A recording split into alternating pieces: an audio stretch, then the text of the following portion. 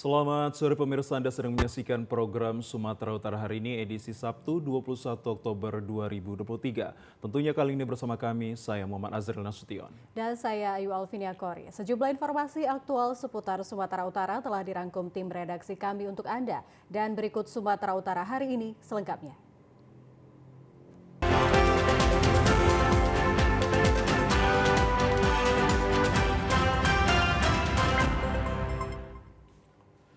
Pemirsa, ratusan rumah warga dan badan jalan alternatif penghubung Sumatera Utara dan Sumatera Barat terendam banjir luapan Sungai Torusan di Kecamatan Ranto Baik, Mandeling, Natal. Tingginya curah hujan yang mengguyur wilayah Mandeling, Natal membuat Sungai Aik Torusan di Desa Padang Silojongan, Kecamatan Ranto Baik, Kabupaten Mandeling, Natal meluap membanjiri ratusan rumah warga. Banjir setinggi 30 cm hingga 1 meter ini juga menutupi akses jalan alternatif penghubung Sumatera Utara dan Sumatera Barat. Sementara arus lalu lintas dari arah berlawanan lumpuh total, sehingga pengendara terpaksa mencari tempat peristirahatan menunggu air kembali surut. Sementara akibat banjir, satu unit rumah warga terbuat dari papan terbawa derasnya luapan arus sungai dan puluhan hektar lahan pertanian terendam banjir. Masyarakat yang rumahnya terendam banjir mengungsi ke tempat yang lebih aman dan sebagian bertahan untuk menyelamatkan barang berharga milik mereka. Banjir ini asalnya dari mana ini, Bang? Dari Sungai Turusan meluap ke pemukiman warga. Kira-kira berapa tinggi debit airnya, Bang? Lebih kurang 1 meter. Alhamdulillah warga udah mulai bersih-bersih dan rumah udah mulai bisa ditempati. Sementara itu, Kepala Badan Penanggulangan Bencana Daerah Mandeling, Natal, Muhsin Nasution menghimbau masyarakat agar meningkatkan kewaspadaan saat musim hujan. Petugas BPBD dan peralatan evakuasi juga telah disiapkan jika banjir masih terus naik. Pemirsa, petugas Bea Cukai Teluk Nibung Kota Tanjung Balai memusnahkan barang bukti penindakan penyelundupan barang yang masuk secara ilegal di Desa Bagan Asahan, Tanjung Balai. Barang-barang ilegal yang berasal dari negeri jiran Malaysia tersebut diantaranya 4 juta batang rokok ilegal, 800 lebih pakaian bekas dan sepatu yang dimusnahkan dengan cara dibakar. Nur Hasan Asyari, Kepala Kantor Bea Cukai Teluk Nibung mengatakan barang yang dimusnahkan bernilai 8 miliar dengan potensi kerugian negara sebesar 4 miliar lebih. Tidak hanya rokok, pakaian dan sepatu, barang lain yang dimusnahkan berupa ban bekas, produk olahan makanan dan minuman serta obat-obatan. Barang yang dimusnahkan tersebut merupakan penindakan petugas yang dilakukan di darat dan di laut pada periode Mei 2021 hingga Juni 2023.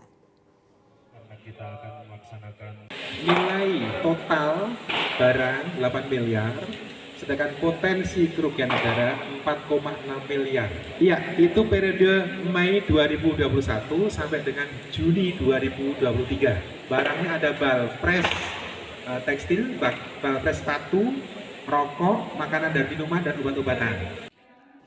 Pemusnahan ini diharapkan dapat memberikan efek jera kepada pelaku pelanggaran yang dapat mengganggu industri tekstil dalam negeri. Pemirsa, kami ajak Anda ke informasi lainnya. Wali Kota Medan Bobi Afif Nasution meninjau perkembangan pengerjaan pembersihan Sungai Deli. Progres aksi Peduli Deli yang bekerja sama dengan TNI Angkatan Darat ini sudah mencapai 25%. Bobi Nasution bersama Pangdam 1 Bukit Barisan Maijen TNI Muhammad Hasan menyusuri Sungai Deli dari Jalan Afros hingga kawasan Pantai Burung Jalan Brigjen Katamso Jumat sore untuk memastikan pelaksanaan program kerjasama antara Pemko Medan dan TNI Angkatan Darat berjalan baik.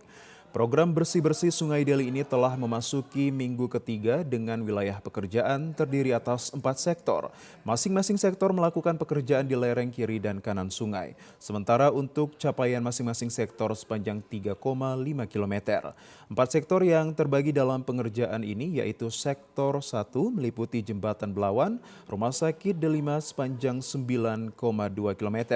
Sektor 2 Rumah Sakit Delima, Rumah Sakit Marta Friska sepanjang 8,9 km. Sektor 3 Rumah Sakit Marta Friska, Jalan Palang Merah sepanjang 7,5 km. Dan Sektor 4 Jalan Palang Merah Kanal sepanjang 8,5 km. Bobi Afif Nasution juga mengajak masyarakat untuk bersama-sama menjaga kebersihan Sungai Deli dan tidak lagi membuang sampah ke sungai agar banjir tidak kembali terjadi.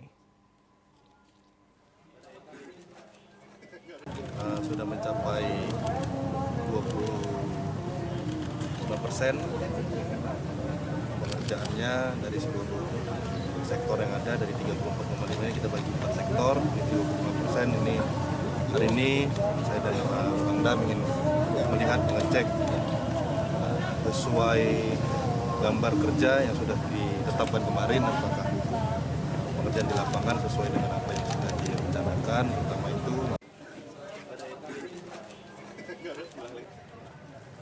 Pemirsa, pembangunan sport center dan pembersihan lahan terus dilakukan menggunakan 1 unit bulldozer melalui pengawalan Satpol PP, Pemprov Su dan warga yang memiliki surat alas hak dan alas hak yang sah.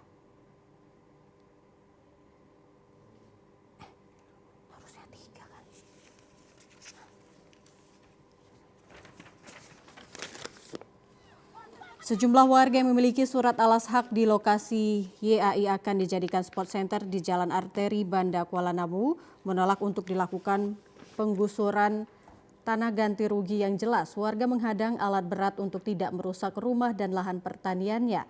Dalam rekaman video amatir terlihat perlawanan dari kaum ibu menghadang alat berat yang hendak menggusur lahan pertanian mereka. Selain tanaman padi, beberapa rumah yang dibangun warga juga dirubuhkan. Warga mencoba melawan dan menghadang para petugas yang melakukan proses penggusuran. Bahkan ada warga yang tidak sadarkan diri melihat sawahnya yang baru tanam dirusak petugas.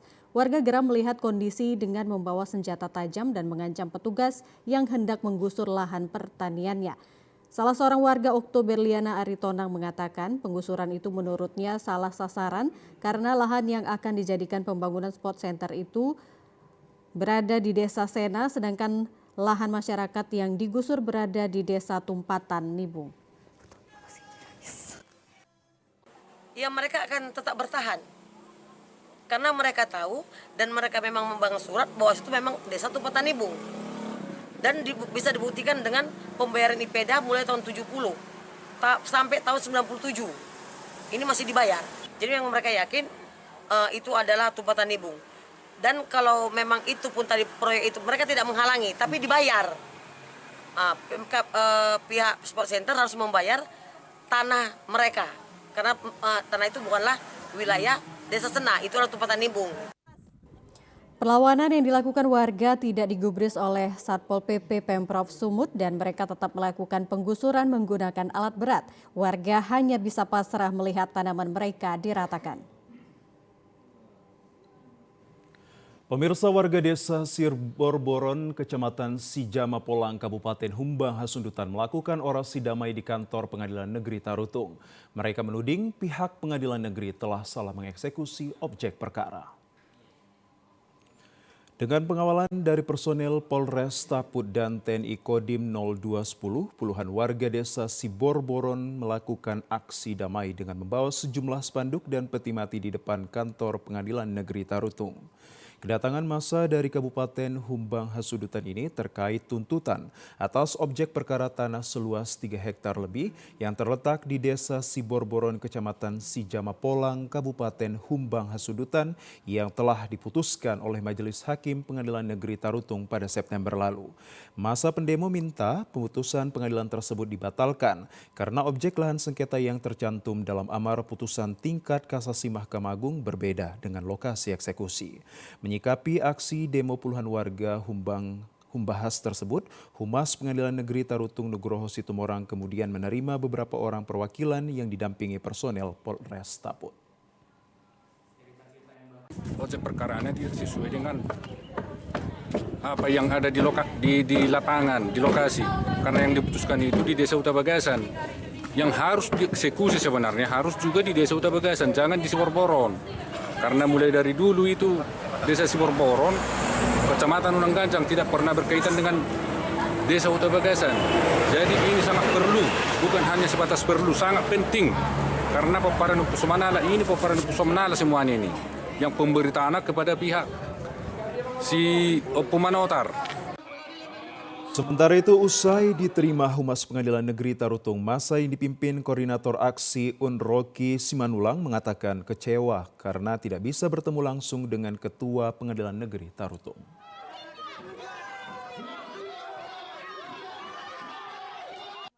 Pemirsa, 3 orang siswi pelaku perundungan di SMA 1 Stabat, Kabupaten Langkat dikeluarkan dari sekolah.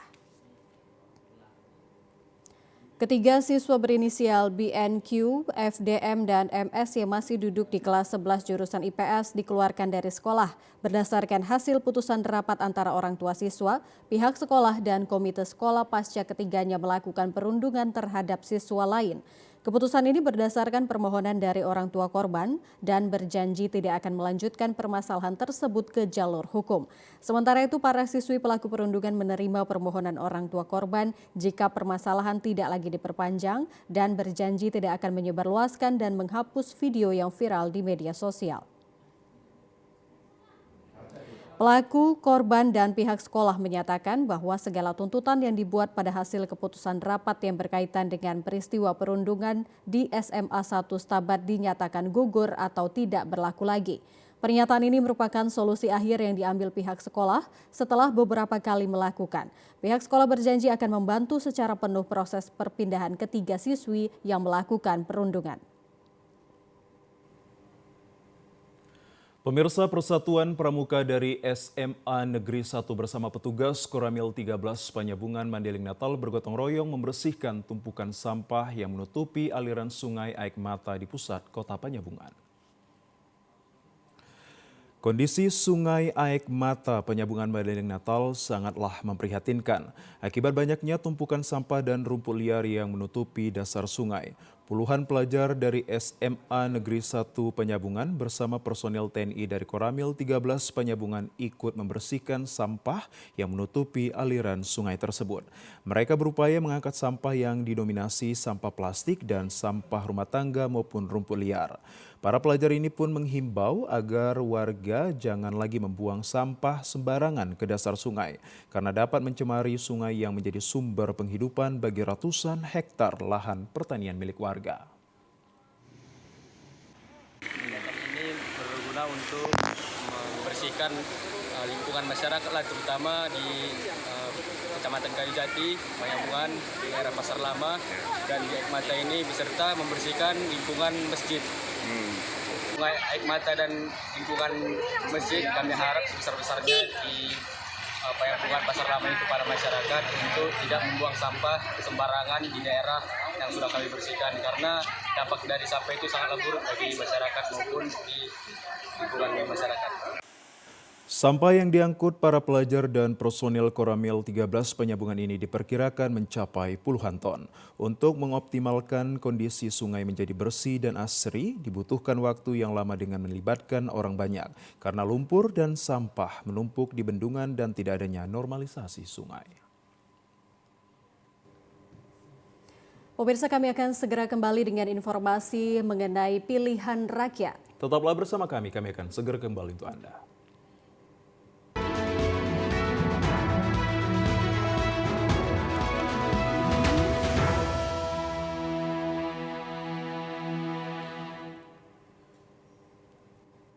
Komisi Pemilihan Umum Kota Sibolga menerima logistik pemilu 2024 berupa 1.032 bilik pemungutan suara yang disimpan di gudang milik KPU Kota Sibolga. Dengan menggunakan angkutan Pos Indonesia, logistik pemilu berupa bilik pemungutan suara tiba di gudang milik KPU Kota Sibolga sekitar pukul 8 pagi dengan pengawalan ketat dari Kepolisian Kota Sibolga. Ketua KPU Kota Sibolga mengatakan bilik pemungutan suara berjumlah 1.032 lembar tersebut akan dibagikan ke setiap TPS yang ada di Kota Sibolga dan masing-masing TPS akan mendapatkan 4 bilik pemungutan suara. Saat ini logistik pemilu tersebut disimpan di gudang milik KPU Kota Sibolga dengan pengamanan dari pihak kepolisian Polres Kota Sibolga. Selain menerima ribuan lembar bilik pemungutan suara, KPU Kota Sibolga saat ini masih menunggu penjadwalan pengiriman logistik pemilu lainnya dari KPU Sumut seperti tinta dan juga segel plastik. Untuk hari ini pengadaan tahap pertama yang dilaksanakan oleh KPU Sumut telah sampai di KPU Kota Sibolga sebanyak 1.032 bilik suara yang nantinya akan digunakan untuk di tiap TPS sebanyak 4 bilik. Jadi dari 258 TPS, jadi total yang kita terima tadi sebanyak 1.032 bilik suara. Pemirsa, guna menciptakan pemilu 2024 mendatang berjalan damai, masyarakat Marga Simbolon tergabung dalam Punguan Simbolon Dohot Boruna se-Indonesia PSBI sepakat mensukseskan pesta demokrasi berbasis kekerabatan. Dukungan pemilu 2024 berjalan damai merupakan tanggung jawab bersama termasuk masyarakat Marga Simbolon saat melaksanakan kegiatan pelantikan pengurus PSBI wilayah Medan periode 2023-2028 di Medan kemarin. Ketua Umum PSBI Dr. Effendi Muara Sakti Simbolon saat melantik pengurus Punguan Simbolon Dohot Boruna se-Indonesia wilayah Medan mengajak masyarakat Simbolon berlomba-lomba berbuat kebaikan dan pelayanan berbasis kekerabatan merupakan tindakan yang mulia. Effendi Simbolon yang juga anggota Komisi 1 DPR RI dari fraksi PDI Perjuangan menegaskan bangsa yang besar tidak pernah melupakan sejarah sehingga sebagai anak bangsa harus melakukan pergerakan mencari identitas menjadi bangsa yang besar. Masyarakat Simbolon yang tersebar di 34 sektor wilayah Medan untuk dapat berbuat kebaikan dan saling mengasihi sehingga terciptanya kedamaian di tengah masyarakat. Menghadapi pesta demokrasi, masyarakat Marga Simbolon mendukung pelaksanaan pemilu 2024 berjalan damai. Sangat yakin bahwa saudara-saudara kita di keluarga besar PSBI akan mendukung terselenggaranya tahun politik dengan baik, dengan damai. Dan tadi juga dengar bahwa cukup banyak dari keluarga besar Simbolon yang sedang berjuang. Tentu semua kita serahkan kepada Sang Maha Khalid, Sang Yang Maha Kuasa, agar mereka yang dalam perjuangannya di dunia politik, ya mereka bisa berhasil dalam pelayanannya. Dalam kesempatan itu, Effendi Simbolon memberikan ulos sebagai simbol mengantarkan para perwakilan Marga Simbolon yang ikut berjuang pemenangan pemilu 2024 untuk berbuat kebaikan dan pelayanan. Sebagai pengurus PSBI wilayah Medan periode 2023-2028 dipimpin oleh Anggiat P. Simbolon dan bersama pengurus siap menjalankan program kerja bermanfaat bagi masyarakat. Kita ke informasi lainnya, pemirsa. Ratusan massa aksi mendatangi kantor Komisi Pemilu Tanjung Balai. Hal itu dilakukan dalam rangka simulasi Sispam Kota Polres Tanjung Balai untuk pengamanan pemilu 2024 mendatang. Massa aksi sempat terlibat bentrok dan dihadang ratusan personel kepolisian Polres Tanjung Balai bersama Brimob Subden Tanjung Balai. Kabak Ops Polres Tanjung Balai MP Pardede mengatakan bahwa latihan Sispam Kota ini sebagai antisipasi untuk menghadapi konflik sosial dalam mengamankan pemilu 2024 di Kota Tanjung Balai. Selain itu, kegiatan ini dilakukan untuk mempersiapkan dan melatih kemampuan personil dalam menghadapi massa dan juga keselamatan dalam latihan. Selain itu, Polres Tanjung Balai memastikan situasi Kamtibmas di Tanjung Balai berlangsung aman dan tertib. Melaksanakan simulasi Sispam Kota di Kota Tanjung Balai sebagai bukti kesiapan daripada Polres Tanjung Balai beserta Forkopimda instansi terkait untuk menghadapi pemilu 2024. Tujuannya itu untuk mengecek kesiapan personil, kemudian sarana prasarana oleh Polres Tanjung Balai untuk menghadapi tahapan-tahapan daripada pemilu. Sementara itu, simulasi keamanan unjuk rasa kantor KPU Tanjung Balai merupakan satu rangkaian kegiatan konsolidasi nasional KPU untuk kesiapan pemilu tahun 2024 mendatang. Pemirsa, informasi aktual lainnya dapat Anda ikuti setelah yang berikut ini. Tetaplah bersama kami di Sumatera Utara hari ini.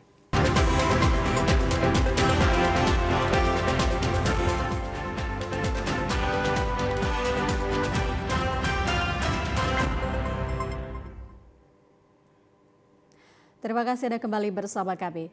Pemirsa, ratusan kaum perempuan mengikuti sosialisasi pencegahan kanker payudara secara dini di Aula Raja Inal Siregar, Rumah Dinas Gubernur Sumatera Utara. Sosialisasi ini langsung diwadahi oleh Yayasan Kanker Indonesia Cabang Sumatera Utara. Kaum perempuan yang tergabung dalam Badan Musyawarah Islam Wanita Indonesia dan Majelis Quran Sudirman mengikuti sosialisasi pencegahan kanker payudara di Medan kemarin. Kegiatan sosialisasi dan kampanye kesehatan ini menghadirkan berbagai narasumber, diantaranya Ketua Yayasan Kanker Indonesia Sumatera Utara, Kepala Dinas Kesehatan Sumatera Utara, dan dokter ahli. Dinas Kesehatan Sumatera Utara bersama Ketua Yayasan Kanker Indonesia Sumatera Utara mengkampanyekan program ASI 2 tahun kepada kaum perempuan. Kanker payudara merupakan kanker ganas di mana 18% diantaranya menyerang kaum perempuan.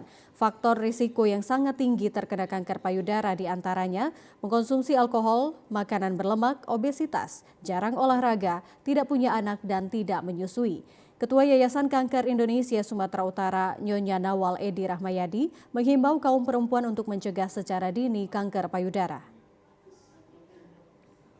Masyarakat Sumatera Utara dalam rangka pencegahan dini kanker payudara karena bulan ini adalah bulan kanker payudara.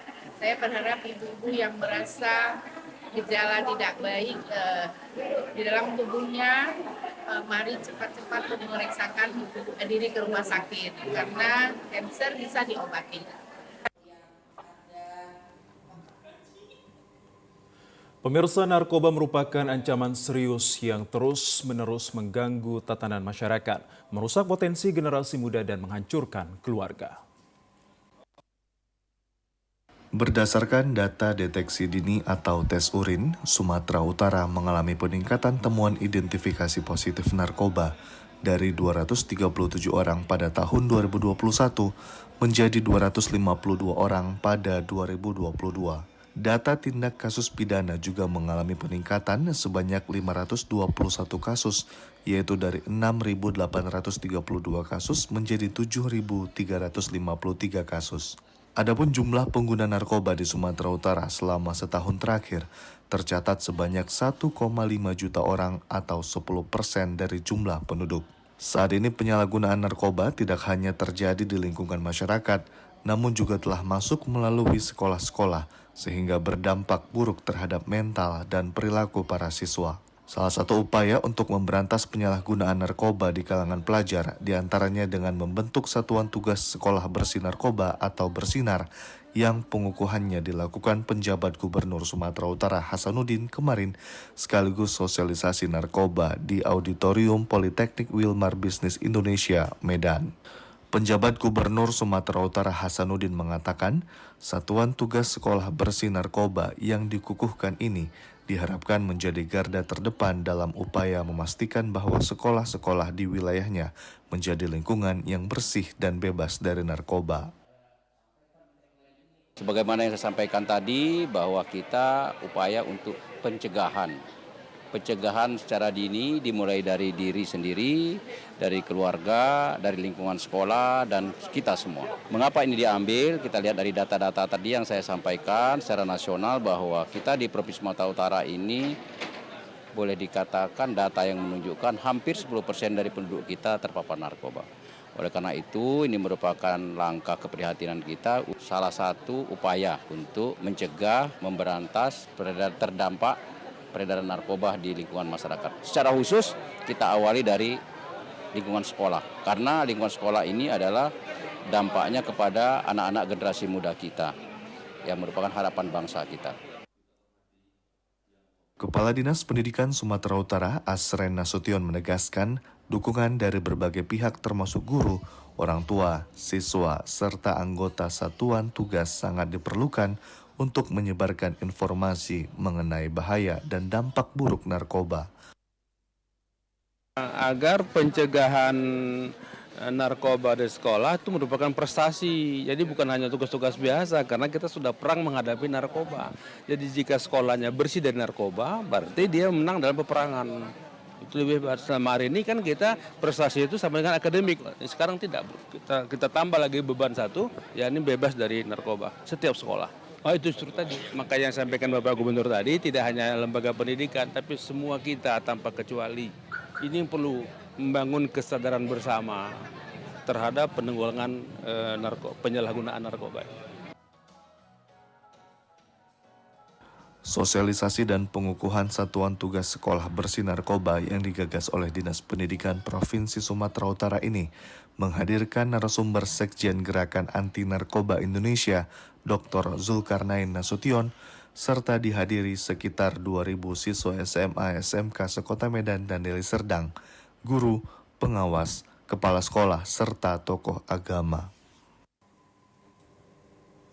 Pemirsa, dalam rangka menyambut Hari Santri Nasional, seribuan santri mengikuti kirap Hari Santri Nasional bertempat di Gedung Universitas Nahdlatul Ulama Sumatera Utara di Medan pagi tadi.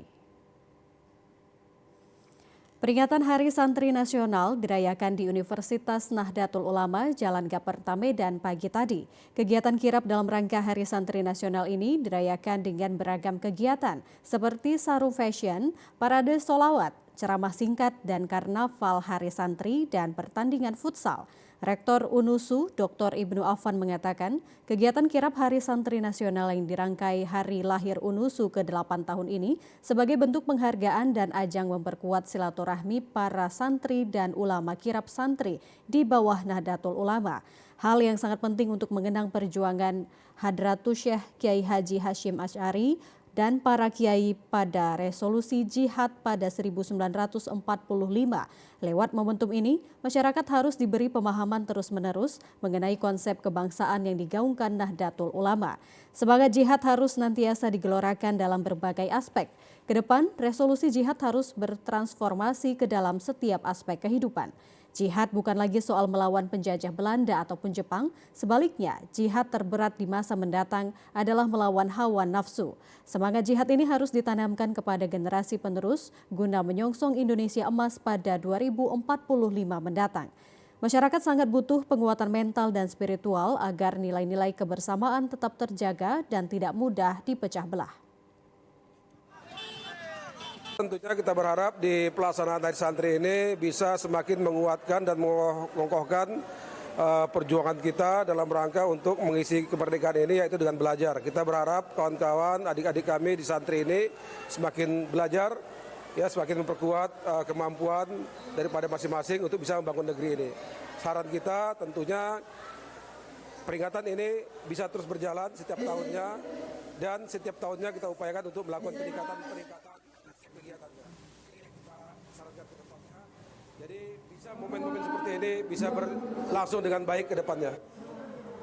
Sultan Delhi XIV Mahmud Arya Lamanjiji Perkasa Alam mengharapkan kegiatan kirap ini menjadi bagian monumental untuk menggerakkan santri, termasuk penghormatan kepada para santri yang ikut berjuang dalam mempertahankan kemerdekaan bangsa. Kemeriahan Hari Santri tidak hanya dirasakan para santri saja, namun juga dirasakan masyarakat pada umumnya. Ketua BEM Munawar Khalil Nur mengatakan peringatan Hari Santri Nasional ini bertujuan untuk mempererat hubungan baik antar santri, masyarakat, dan bangsa guna menangkal masuknya aliran-aliran atau paham yang tidak sejalan dengan Ahlus Sunnah wal Jamaah. Pihaknya mengajak para santri mengambil berkah untuk memeriahkan Hari Santri karena bukan keramaian, tapi doa dan keberkahan yang dinantikan bersama. Di Hari Santri Nasional ini harus menjadi momentum yang wah di universitas atau di perguruan Nahdlatul Ulama.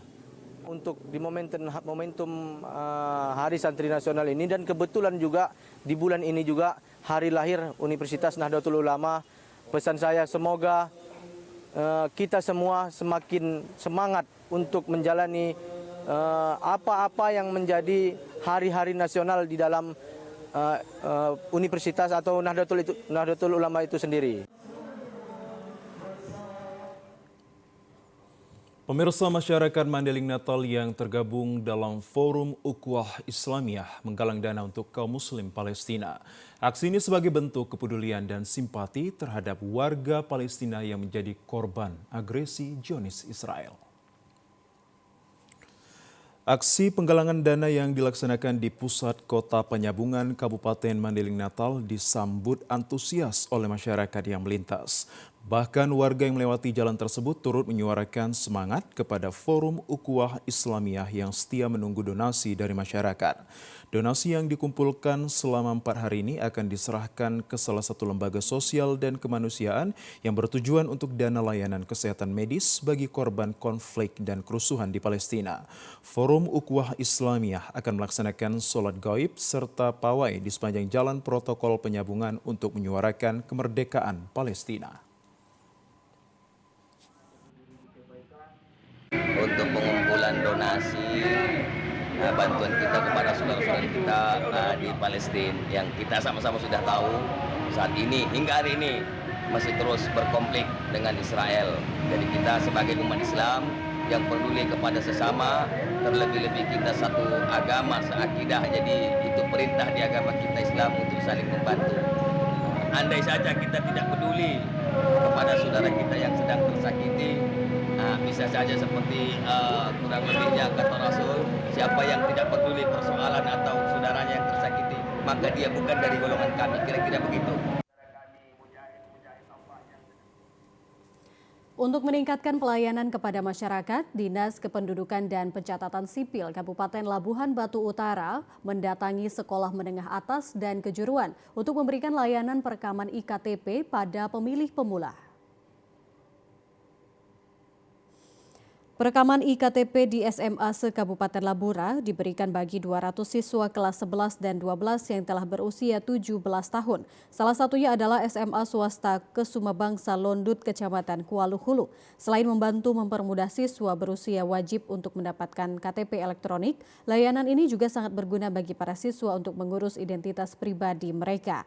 Kepala Sekolah SMA swasta Kesuma Bangsa Londut, Patar Saat Martuar Lumbantoruan menjelaskan, selain melakukan perekaman IKTP keliling, kedatangan petugas Disduk Capil Labura sekaligus melakukan pendataan kependudukan kepada pemilih pemula wajib IKTP yang berusia 17 tahun ke atas, agar dapat menggunakan hak suaranya pada pemilu tahun 2024 akan datang.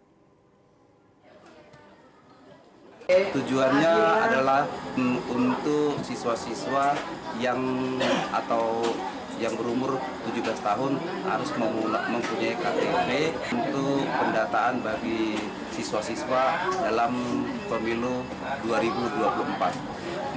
Mereka tidak jauh-jauh ke Disduk Capil atau ke desa atau ke kecamatan untuk perekaman KTP, dan juga sangat membantu bagi orang tua siswa yang sudah bisa langsung di sekolah dalam pembuatan KTP. Di informasi lainnya, pemirsa, perbaikan jalan dan jembatan penghubung 2 kecamatan di Mandailing Natal selesai dikerjakan. Dengan selesainya perbaikan ini diharapkan dapat meningkatkan perekonomian masyarakat melalui sektor pertanian. Wakil Bupati Mandailing Natal Atika Azmi Utami Nasution bersama Kepala Dinas Pekerjaan Umum meninjau jalan dan jembatan yang sudah selesai dikerjakan di Kecamatan Hutabargot dan Penyambungan Selatan. Perbaikan ruas jalan Aik Godang dengan Hutabargot sepanjang 2,3 km, sedangkan perbaikan ruas jalan dan jembatan di Kayu Laut dengan Sirambas sepanjang 3,7 km. Kedua titik ruas jalan hot mix yang diperbaiki tersebut diharapkan dapat meningkatkan perekonomian masyarakat dan mempermudah akses transportasi antar kecamatan.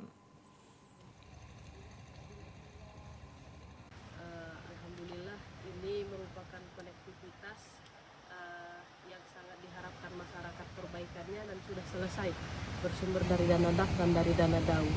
Mudah-mudahan ini bisa dipergunakan baik itu untuk transportasi orang maupun transportasi barang yang dapat meningkatkan produktivitas, menurunkan biaya angkutan barang.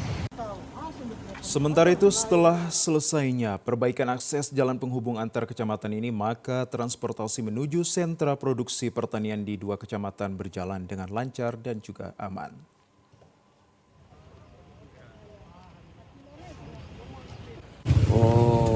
Efektifnya itulah semua jalan ini ini dipergunakan untuk masyarakat, lagi lancar untuk sekolah, untuk pengangkutan bahan-bahan dari desa ini. Harapan saya ditingkatkan tahun depan. Ada lagi kira-kira lebih kurang 1,5 kilometer lagi. Itu sudah saya bicarakan sama Pak Bupati sama Bupati tadi. Oh, itu akan dikerjakan 2024 diselesaikan semua. Gelombang tinggi di perairan Nias menyebabkan nelayan tradisional di Pulau Nias kembali ke daratan tanpa membawa hasil tangkapan. Bermodalkan perahu sampan dan alat tangkap sederhana, nelayan tradisional pergi melaut sejak pukul 4 pagi. Namun di pertengahan lepas pantai wilayah maritim Kepulauan Nias, perahu nelayan dihadang gelombang tinggi. Meskipun sempat menangkap ikan di tengah laut, para nelayan memutuskan untuk berhenti dan kembali ke daerah tangkahan perahu sebab cuaca ekstrim yang melanda perairan tersebut. Sehingga lapak penjualan ikan oleh penggalas kosong akibat ketiadaan hasil tangkapan nelayan pagi tadi. Nelayan berharap kondisi cuaca kembali membaik agar warga maritim daerah itu dapat memancing ikan di laut. Gelombangnya lumayan juga, kurang ada angin. Kalau hasil tangkapannya gimana? Kalau biasanya hari-hari bisa memuaskan Berapa kilo bang? Untuk hari ini dapat berapa bang? 3 kilo. 3 kilo bang ya? Kalau kemarin-kemarin pas cuaca membaik bang? Sekarang itu bulan kosong aja. Iya bang ya? Iya, kurang memuaskan. Perahu dan kapal motor nelayan terus menambat tanpa aktivitas di sejumlah kawasan garis pantai Gunung Sitoli dan Kepulauan Nias. Keselamatan nyawa menjadi prioritas nelayan meskipun dapat mempengaruhi ketersediaan pasokan ikan untuk konsumsi warga. Dan pemirsa, berikut informasi perakiraan cuaca di sejumlah daerah di Sumatera Utara dari Badan Meteorologi, Klimatologi, dan Geofisika Wilayah 1 Medan yang berlaku esok Minggu 22 Oktober 2023. Halo Sobat BMKG, senang sekali saya Nora Sinaga, perakirawan BMKG Wilayah 1 Medan, akan menyampaikan informasi perakiraan cuaca dan hotspot Provinsi Sumatera Utara Minggu 22 Oktober 2023. Pada pagi hari wilayah Sumatera Utara diperkirakan hujan ringan, di wilayah Kepulauan Nias, Langkat, Medan, Serdang Bedagai, dan sekitarnya. Untuk siang hingga sore hari potensi hujan ringan hingga sedang terjadi di wilayah Kepulauan Nias, Simalungun, Labura, Labusel, Labuhan Batu, Asahan, Pakpak Barat, dan sekitarnya. Dengan potensi hujan lebat terjadi di wilayah Mandailing Natal, Tapanuli Tengah, Sibolga, Tapanuli Selatan, Tapanuli Utara, Humbang Hasunutan, Padang Lawas Utara, Samosir, Toba, dan sekitarnya. Untuk malam hari, potensi hujan ringan hingga sedang masih terjadi di wilayah Langkat, Karo, Dairi, Binjai, Medan, Deli Serdang, Simalungun, Pematang Siantar, Tebing Tinggi, dan sekitarnya. Untuk dini hari, wilayah Sumatera Utara diperkirakan berawan. Suhu udara berkisar antara 15 hingga 32 derajat Celcius, dengan kelembapan udara 60 hingga 99%. Angin bertiup dari tenggara hingga barat laut dengan kecepatan 10 hingga 30 km per jam. Titik panas atau hotspot di wilayah Sumatera Utara terpantau pada tanggal 20 Oktober 2023 tidak ada. Kami tetap menghimbau kepada masyarakat untuk tetap waspada akan adanya potensi hujan sedang hingga lebat yang disertai petir dan angin kencang di wilayah pegunungan, lereng barat, pantai barat Sumatera Utara yang berpotensi mengakibatkan bencana hidrometeorologi seperti banjir dan longsor. Demikian informasi perakiraan Minggu 22 Oktober 2023. Terima kasih dan sampai jumpa. Pemirsa, berikut kami hadirkan informasi lintas Andalas. Tetaplah bersama kami akan segera kembali.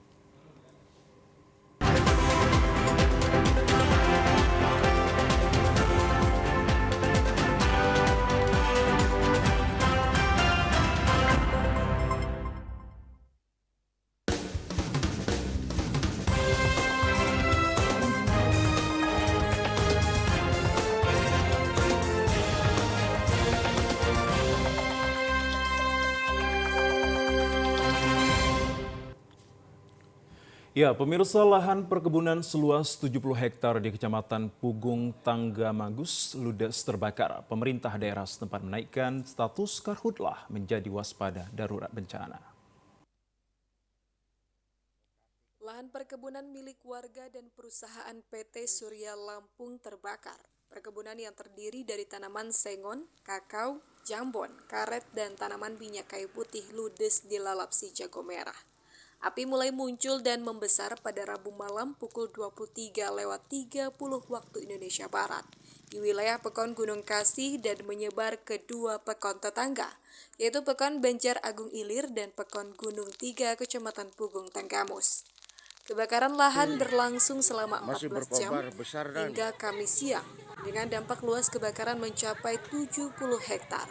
Kebakaran itu juga menjadi kebakaran terluas sepanjang musim kemarau, sehingga pemerintah Kabupaten Tanggamus menjadikan status darurat siaga bencana.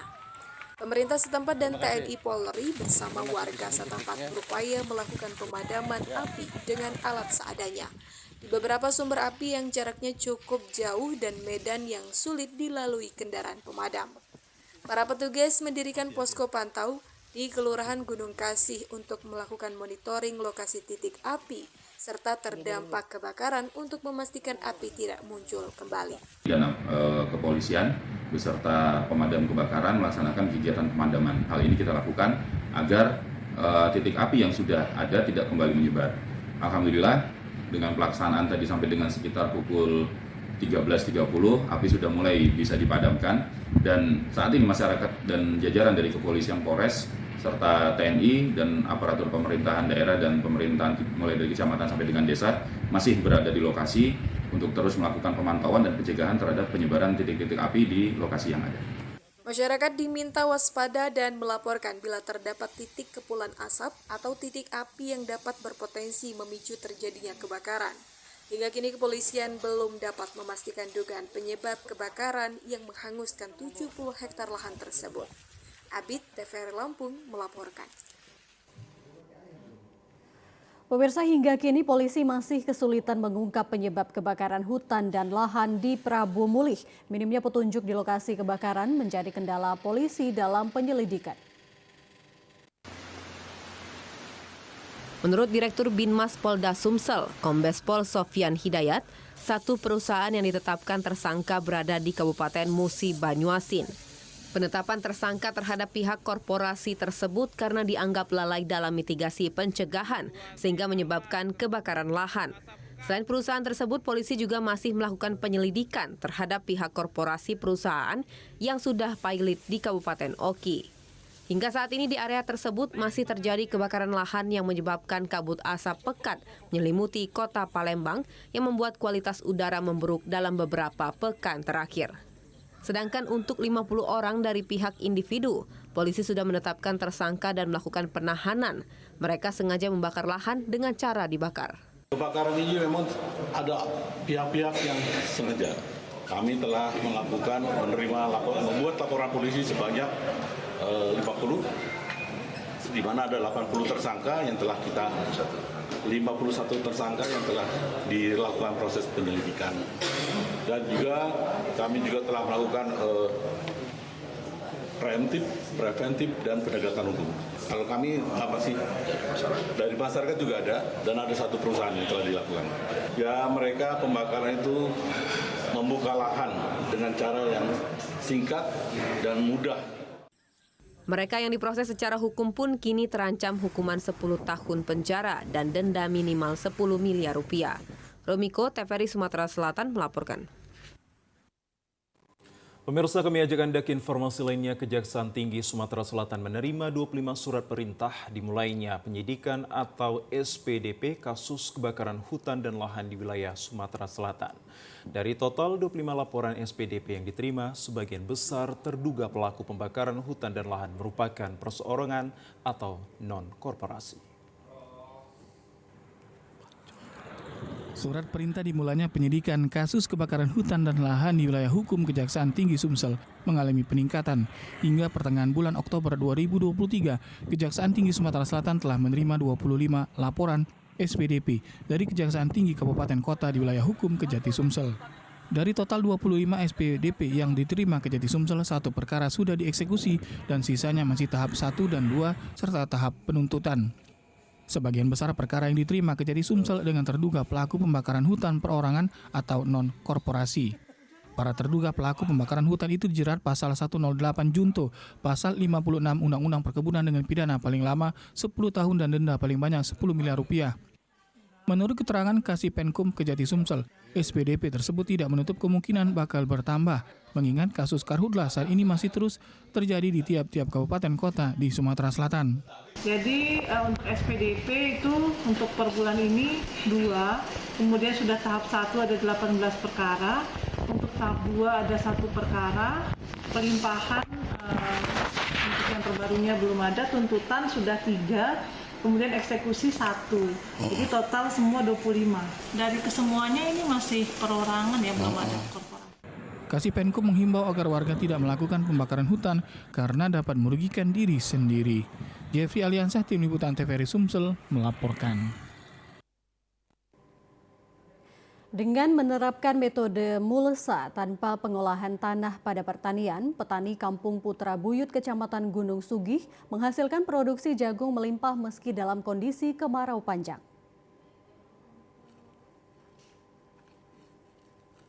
Inilah kegiatan petani saat memanen jagung menggunakan metode mulsa tanpa olah tanah di Lampung Tengah. Cara bertani dengan sistem baru ini diklaim lebih menguntungkan karena lebih efisien dan dapat meningkatkan produksi. Selain hasil panen yang meningkat, petani juga bisa menghemat biaya dalam pengolahan tanah. Bahkan tanaman jagung sistem mulsa tanpa olah tanah dapat bertahan meski dalam kondisi kemarau panjang. Muhammad Bashiruddin Faisal mengatakan, hasil panen jagung selama musim kemarau meningkat. Dalam 1 hektar lahan petani dapat menghasilkan jagung 16,8 ton dengan metode mulsa tanpa olah tanah. Sedangkan perbandingan hasil panen jagungnya dengan metode biasa hanya menghasilkan 9,92 ton per hektar. Teman-teman ngairin paling cuma sekali, Mas. Dari pertengahan Agustus itu terakhir nggak ada hujan sampai sekarang ngairin cuma sekali. Tapi kalau yang konvensional, yang teman-teman dia nanam seperti biasanya, itu bahkan tetangga itu ada yang dia mengairkan sampai 7 kali. Hasilnya sangat luar biasa. Kemarin yang dipanen oleh teman-teman itu sudah diubin dan dikonversi ke hektar itu selisihnya sangat jauh. Kalau yang tanam biasa itu 9,92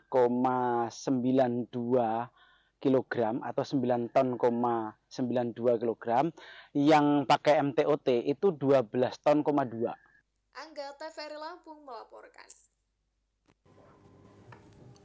Dan pemirsa, informasi dari Provinsi Lampung tadi sekaligus menjadi penutup perjumpaan kita dalam program Sumatera Utara hari ini. Kami ucapkan terima kasih atas kebersamaan dan juga perhatian Anda. Saya Muhammad Azril Nasution. Dan saya Ayu Alvini Okori. Terima kasih, selamat sore dan sampai jumpa.